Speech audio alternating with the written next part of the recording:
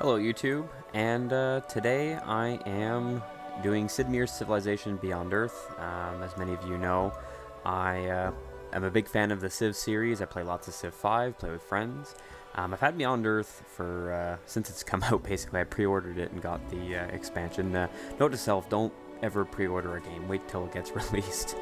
But this was 2 days after I actually purchased the game when it came out in October. I'm only getting to this now just because I've been really busy, and I'm basically doing a voiceover. Currently you're watching me do my first time loading in to the new expansion, so there's a few things here and there that I'm going to probably skip over just to save time so it's not as boring. But it's a really awesome game. Lots of you guys who love the Civ style of play will really enjoy it. And yeah, I mean, I can honestly recommend it. But here I was just looking through all the new leaders. I think I picked somebody new this time, but you'll see Chung Chu, or I can't pronounce his name properly, but the new leaders are really cool. They did a really good job with them. But yeah, I still feel like there's not as many leaders. They could have maybe added a few more, but my guess is this is the first of 2 expansions. It's kind of like the equivalent of, I don't want to say it's like Gods and Kings was to Civ 5, because Civ 5 was completely incomplete when it was first released. I mean, it was almost unacceptable the way it was released. Compared to Civ 4, with the latest expansion, Civ 5, when it was vanilla, was just terrible. Gods and Kings made it playable in the older ages, but Brave New Worlds really pushed Civ 5 to where it is today. But yeah, I'll just skip into the game now. I always pick retrograde thrusters just because the other bonuses are really good, but the simple fact of getting to pick where you land is absolutely awesome. So you'll see that when I join in for those of you that are new to Beyond Earth altogether. But try and stack your things. Don't pick all the same thing in the beginning. Don't pick all food or all science or all culture. Spread out your bonuses a little bit. Like if you find that you're a really strong science player, then maybe push towards the early bonuses for other stuff. Because if you're going to focus on science, well, then you need to keep your Civ buffed up for the other stuff that you may run into. The last thing you want is to have great science, but absolutely zero economy or culture or anything else. You'll find yourself in a world of hurt. And another recommendation I can say before starting the game is do not play this game like it's a Civ 5 game. You will lose pretty badly. It's totally different. It uses the same game engine. It's the same style of play, but it is not the same game. I can't stress that enough. Some people say, oh, it's just the same. It is not the same. It's almost completely different. There's no basis. Like Civ 5, when you started off, you're in the ancient era. You kind of know where everything starts. But in Beyond Earth, you don't have that. You're starting off on a futuristic planet, and then when you first load in, there's a few familiar technologies, but a lot of stuff's completely different. Like there's no way to compare that to what we have now. There's a few things you should go for right away that are going to be pretty apparent, and I'll probably go over that. But definitely be mindful and watch videos like this just to kind of get a feel of how the game is before you enter in, because definitely not the same, definitely different playstyle, but as long as you're willing to learn the playstyle, it doesn't take very long. I mean, especially if you're a Civ 5 player, it won't take you long at all. It's mostly the tech web that's going to confuse you. But they've added a lot of diplomacy stuff in this new one, and I'm pretty happy about it so far. I have no real complaints, but just glad that I'm doing this. So I'm going to be quiet there for a second. I think there's an intro here. I am the Advanced Integration and Simulation Resource, or advisor. I can speak over him. To introduce you to the basic systems that will guide your development on this new planet. Additionally, I can provide strategic advice based on situations you encounter. Alright, well, it's fine to ignore it. So see right here, right in the middle, right there, you see that that tile? I can basically form a bridge between the 2 chunks of land, and it's a pretty decent spawn. I mean, I can move it around quite a bit and spread this out, like if you were to go over to the far left or up above. But that hill tile is pretty awesome. I see you got some fraxite down there. Oh, we got the giant bones. That's a new thing, which is pretty cool. And I'm pretty sure I know where I land. Yeah. Pick right there. That way I can form that land bridge. It's a very good strategic advantage for later on in the game, and things like that are very, very important in this game because with the playstyle, cities are very weak. They're not very squishy like they were in Civ 5. You can't just build walls and then all of a sudden you're impervious till, you know, the Renaissance era, till we get catapults and trebuchets and stuff. But, yeah. Let's see here. Definitely going to want to go discover that. Get that quest started. And that's another thing, for those of you new to Beyond Earth, yeah, I'm just going to... Forgot past me was adjusting some stuff. But there's a lot more things to do early on, I want to say. It's not just hunt down barbarians and look for city ruins and stuff like that, or ancient ruins. You have quests and stuff to fulfill, which actually help shape your colony, almost like. And if you're playing single player, as time goes on, other players will land, and you'll see this in here. But it's a very, very neat playstyle, and can't stress that enough to play it differently. But yeah. In a moment here, I'm going to show you guys the tech web. Here we go. So you see, everything starts from this central point. They've changed it quite a bit from the old version of the tech web, from the regular vanilla Beyond Earth. But you see here, you have different tiers. I mean, even different technologies have sometimes 2 and 3 techs built in, and all these things do different things. I like the addition of the rings instead of the symbols too. It makes it a lot easier to read, and it's easier on the eyes. Because that tech web was very, very overwhelming when I had first joined. And yeah, I don't know, I keep having these audio issues here. Past me was trying to fix them. I should probably cut this out, but it'll mess with my narration right now. So I'll probably put a hold on that and just kind of leave it in. You guys can listen to me blab a little bit longer. So, as always, early expansion is definitely key. Here are the victory types. Most of you know them. There's going to be other videos that you'll be able to see the more UI stuff in the game. I'm more interested in actually playing it, having some fun with it, so that'll be fun. Crap, see, old me is kind of stupid. I was used to always picking Harmony, and so by habit, I landed my turn to Miasma, which ended up hurting my unit. There we go. The Giant Bones.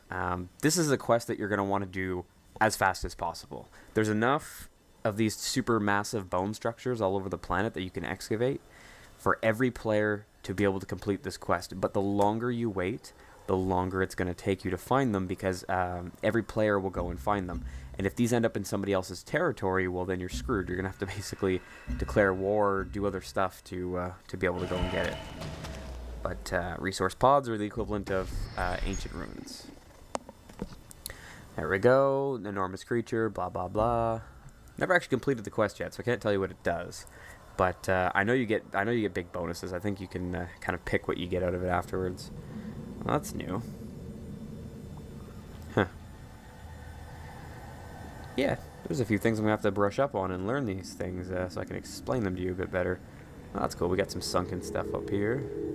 Some floatstone over on the top right. But, yeah. Let's see here.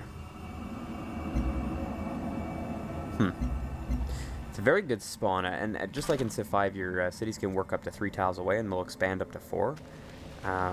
But something that they've added to this update that is absolutely incredible is the ability to build cities on water and move them. Like, that is just... I wasn't really expecting that, but it adds a whole new aspect of playability to the game, because you're no longer limited to just land points. And it makes sense, because, I mean, if you were a future civilization, you wouldn't just build on land. I mean, come on, let's face it. Like, if you have the technology to go to another solar system, you can easily build cities anywhere you basically feel like. So, if they're going to do sci-fi, they might as well go all the way on sci-fi and don't half-ass that. But I'm glad of some of these decisions. Oh, there we go. We got alien nests in the water too, which don't help. That pink thing up there, if you can see it. Alright, gotta choose some production here. And I'm back after this brief little pause. Let's see here. So I think we're gonna go ahead and get myself another explorer out, just so we can go capture more of these down satellites and resource pods and expeditions, which are extremely important early on. You want to get as many of these as possible. One of the things I really like about early exploration is you can enter ocean tiles. That's one of the things that only, I think, one Civ and Civ 5 can even do. They start with that by default. But most of the time you have to wait almost, 50, 60 turns into the game just to be able to go on freaking ocean tiles, if not longer, if you're playing on higher game speeds. But, yep, messages from home. That is cool. There, let's go ahead and extract this sunken ship. Hopefully, of course, it wasn't had any life on board. Probably just plant and crap. There we go. Let's do a virtue now. Virtues are kind of like the old system, a little bit different, and you have extra bonuses from completing synergy things, which is basically completing multiple of the same kind in the same row. You get bonuses now.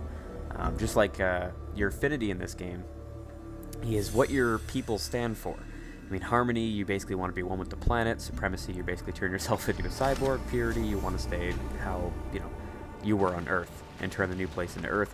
But now they've added what's called hybrid affinities, which make things a little bit more interesting. You can kind of not stress as much because you get bonuses from picking up other affinities. Oh, here we go. One more person landing down. Let's see who it is. Oh. Who is it? Is it going to tell me? Huh. I guess past me didn't care enough. Your unit has discovered a group of alien hydrocoral. These are strange plant-like creatures that grow over the ocean and block movement and visibility. They will expand relentlessly if not kept in check. They are dangerous to fight in melee combat, so I advise using ranged units if you wish to clear them out. Huh. Well, I didn't, I knew about it because I've already played this and I'm speaking over top of my game footage, but definitely something we're going to have to be mindful of. Maybe now it'll be more useful to build some early on boats if you plan on really exploring on the water. Yeah, here's some more. It looks like the little mommy Hydra girl there. Expanded. Of course, there's a small one on the frickin' thing. That sucks. Forcing me to build a ranged unit early on. Curious. Let's see here. I think we're going to go ahead and return him back to get another expedition module. There is a technology we can upgrade that'll give us up to 3, I believe, or it's a virtue that does that. Another resource pod.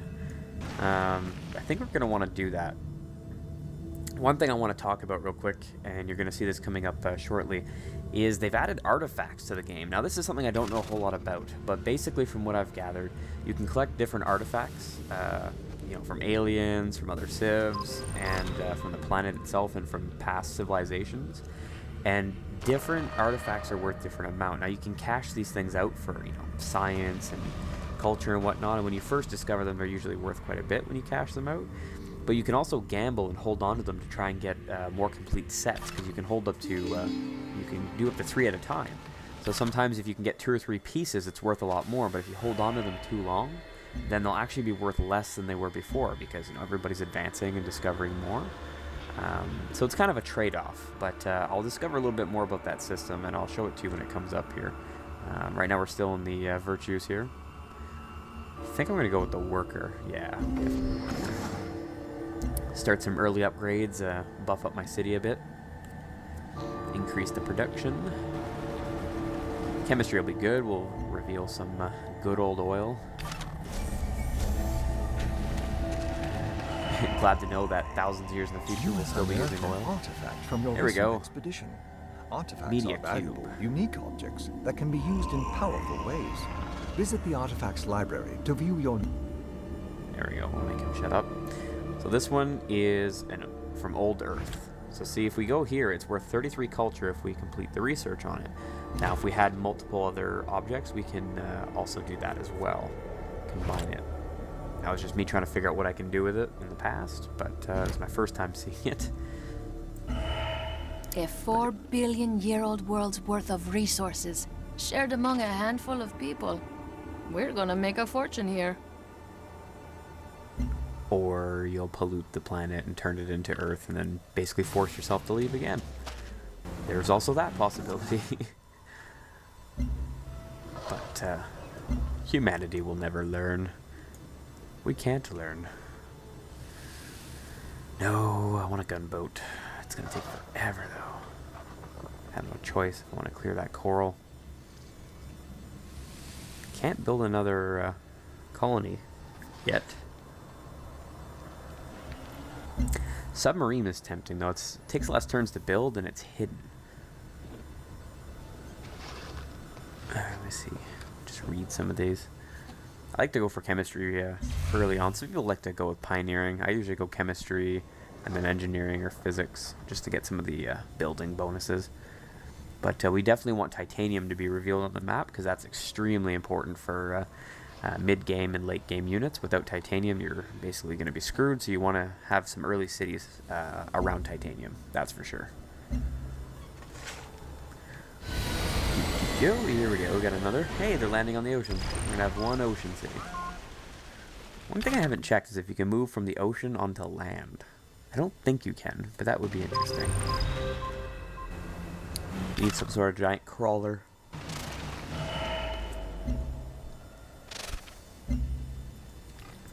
Go ahead and collect my resource pods here. Oh, there he is. Heard him coming down. There we go. Oh god, the aliens were probably going to kill my unit. Let's aggro them. Pop that nest. Oh, that's true. You have to physically tell your guy to pop them now. Let's see here. What will old me do? There we go. Look at that. 25 food. That's pretty good. I don't think I pissed them off too much. Let's move this guy out of the way just in case, though, because when you start going and popping nests, the aliens will definitely aggro. And with them not too pleased with you, it's not a good thing. You don't want to piss off the aliens, not early on. That would be very, very bad. Yeah. Alright. My narration has commenced again, although for you it hasn't. No time has passed. I've had to delete the audio out of this little tiny section of the clip just because I received a Skype call at a very, very unfortunate time. So rather than have you guys listen to the annoying sounds of somebody calling you on Skype, you can listen to my voice instead. But the sound will resume as normal in about 15 seconds-ish. And in the meantime, we'll continue with our game. There's a lot of freaking aliens around. And that's one of the things you're going to notice at almost every world you spawn in. There's going to be a lot of them. Early on, they're quite dangerous. You basically want to kind of duck and hide strategy and avoid them as much as possible. If you start randomly just attacking the aliens, you're really, really not gonna enjoy your stay. They're gonna start wrecking you. Once you get ultrasonic fences and stuff, then you can have at her and you can protect your trade convoys. Then it's not so bad. You'll mostly lose military units and you won't really lose your civ units. But until then, don't even consider it. Would be my advice. Just don't do it. Not smart. And also not smart. Don't land your turn in miasma. It is also dumb. Wait till later on when your guys are more resistant to that. Because if not, you're just going to weaken your units, and then they're going to get attacked by aliens who can already kill them in one shot, and most of the time two, but there's a lot of aliens that can kill you in one shot. There we go. We got some more quests updated. Oh, there we go. Look at that. Got our first giant bone structure. I think we need 3 of them in total to complete that quest. Alright. We definitely want the more culture.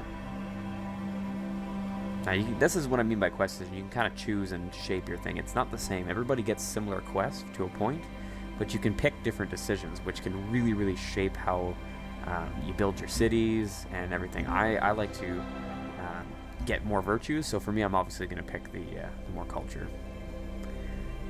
But let's see here. We'll keep going. Definitely want some suggestions on what you guys think. I mean, there's going to be some people watching this video that are actually quite good at the game, just like in Civ 5. People give me suggestions.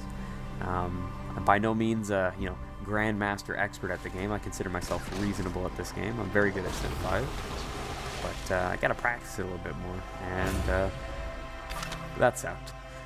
I really probably shouldn't have put that unit there. but not much you can do. Alright. Let's see. Strength and decay, that would be the bones.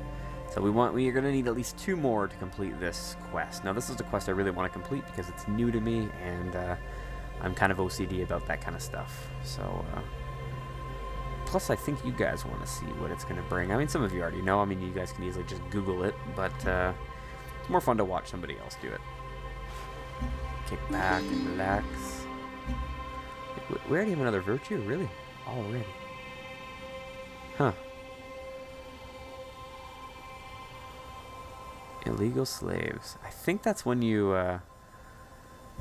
I'm not sure if that's either the one for your capital quest, or if it's the one where you find the people being experimented on in one of those outposts that you found for trading. They're kind of like a city-state, but only less annoying and less in your way, and you can actually kill them and completely erase them. I think I'm going to go with knowledge on this one, just to get that bonus. It helps early on. Usually you kind of rush down your tree, but at the same time it's pretty good to get some synergy bonuses going.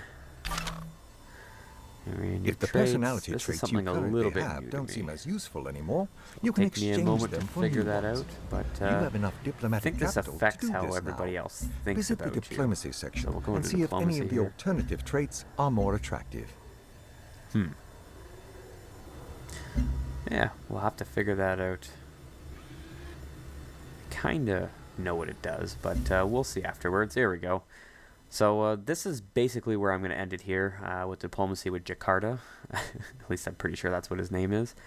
Thank you guys for watching. Don't forget to like and subscribe, and I'll post the next episode of this reasonably soon. There'll only be 1 or 2 more voice overlay ones, and after that it'll be real-time game footage of me actually playing, because by then I would have been already used to it. So I've got a little bit more footage to release for you guys. I just have to dub my voice over top of it. But until then, don't forget to comment, leave me some suggestions. Oops, sorry. And if you want to buy this expansion, it's available on Steam. It's only $30, which is a very, very good price. It's very reasonable, and I definitely recommend it. So I'll see you guys in the next episode. And seriously, smash that like button, leave a comment, subscribe if you haven't already. It really, really helps me out. My channel's been growing really, really fast lately, and I'm glad to have a nice new community and tons of awesome people. So thank you very much.